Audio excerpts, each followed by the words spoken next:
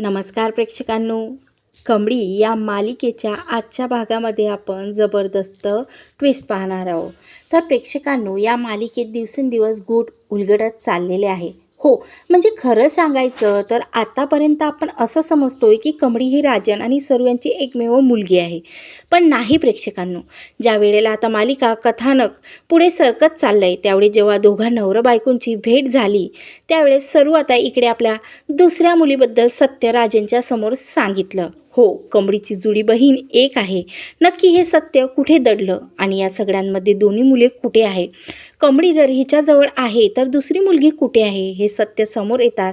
राजन आणि आता इकडे अन्नपूर्णाला कसा आनंद झाला हे सगळं पाहूया. तर कथानक खूप पुढे गेले आहे आणि आता एके दिवशी गुरुजींनी अन्नपूर्णाला सांगितलं, अन्नपूर्णा मॅडम, मी तुम्हाला ही दिशा सांगतो, या दिशेने तुम्ही जा, तुम्हाला तुमची सून भेटेल. पण तुम्हाला एक नाही 2 आनंदाच्या बातम्या कळणार आहे. यावरती आता इकडे अन्नपूर्णा सांगते, गुरुजी 2 आनंदाच्या बातम्या म्हणजे तुम्ही कशाबद्दल बोलत आहात? मला खरंच काही कळालेलं नाही. त्यावर गुरुजी आता अन्नपूर्णाला सांगायला लागतात.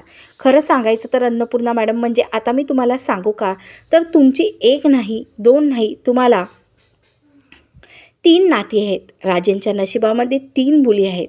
तर अन्नपूर्णा सांगते, गुरुजी तुम्ही हे सगळं बोलताय, पण आता राजेंच्या नशिबातल्या ह्या 3 मुली, तिसरी मुलगी कोण? यावरती ते सांगतात, ते तुमची मोठी सून सांगू शकेल.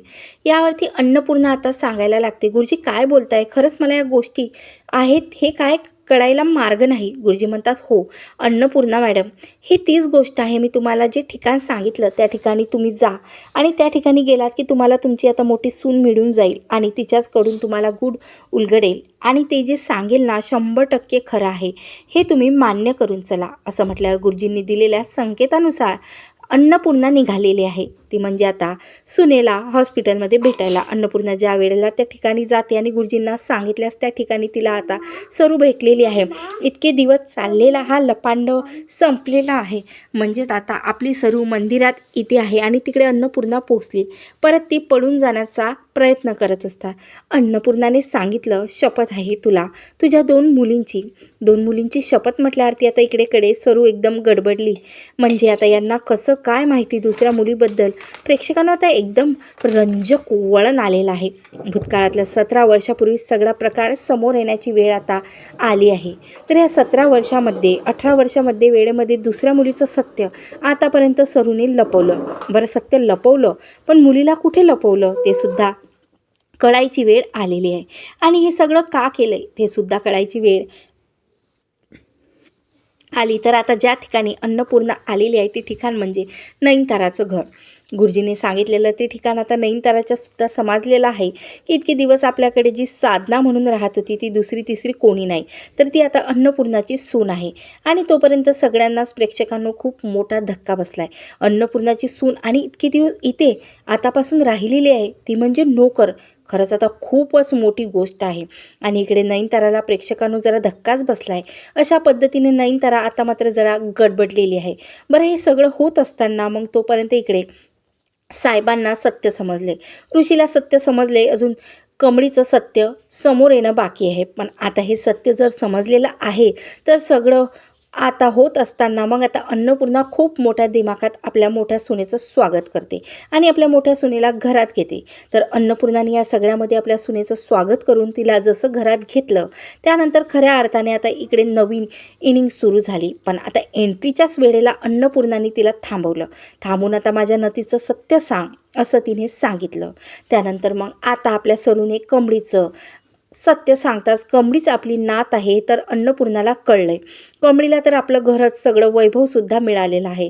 तर खरंच खूप आनंदाचा क्षण आता आपल्याला पाहायला मिळणार आहे. आणि आता कमळीला तिच्या वडिलांचं तिच्या आजीचं दोघांचंही प्रेम, आजोबांचं प्रेमसुद्धा मिळालेलं आहे.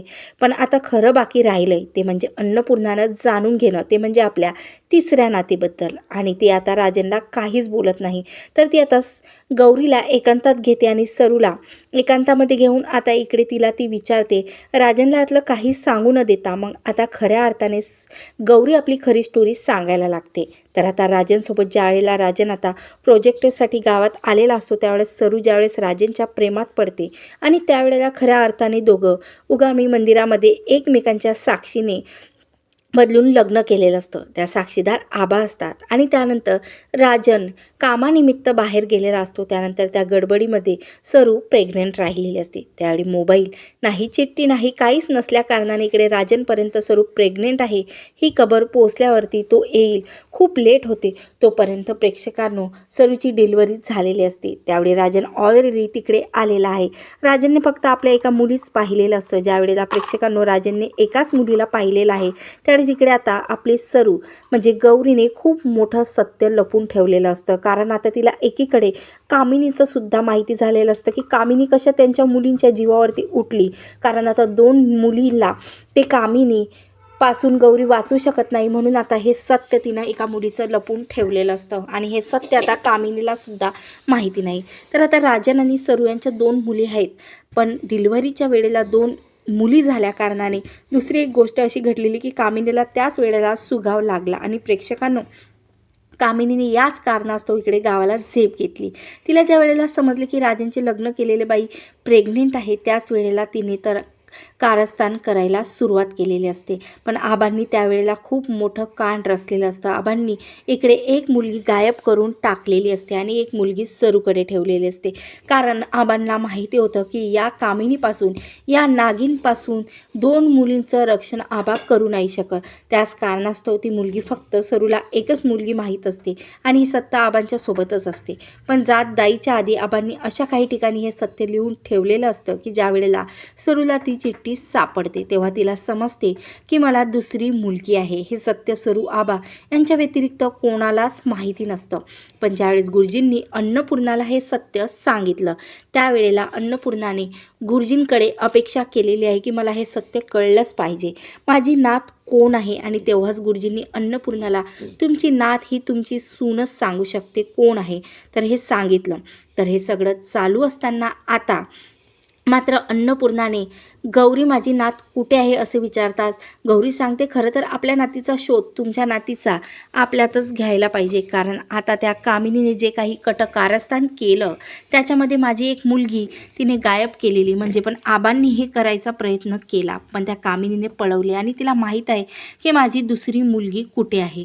तर खरं तर कमळीची अजून एक जुळी बहीण आहे जिला कामिनीने अशा काही ठिकाणी ठेवलं आहे हुकुमाचा इक्का बनून. हो, तिला हुकुमाचा इक्का बनून ती आता समोर आणणार आहे. तिच्याकडून असे काहीतरी काम करून घेत आहे की जेणेकरून अन्नपूर्णाला आता लाज वाटेल. अशा प्रकारे कामिनीने त्या मुलीला मोठे केले. खरं तर कमळीला जुळ्या बहिणीचे मालिकेमध्ये एंट्री झाल्यावरती मालिकेत कथानक पूर्णपणे बदलून जाणार आहे. आता नक्की कथानक काय होणार आहे, कमळीच्या जुळ्या बहिणीची एंट्री झाल्यावरती पुढे काय घडणार आहे. खरंच आता हा कामिनी नक्की आता सर्वांसमोर तिचं पिथळ उघडं गौरीने केल्यानंतर खरंच आता कमळीच्या जुळ्या बहिणीला ती आता समोर आणणार आहे का, की आता काही नवीनच विशेष भाग आपल्याला मालिकेमध्ये पाहायला मिळणार आहे. तर आता खूपच इंटरेस्टिंग असं कथानक आपल्याला समोर पाहायला मिळणार आहे. म्हणून असे जबरदस्त ट्विस्ट बघण्यासाठी माझ्या चॅनलवर नवीन असाल तर नक्की सबस्क्राईब करा. धन्यवाद. जय गजानन माऊली.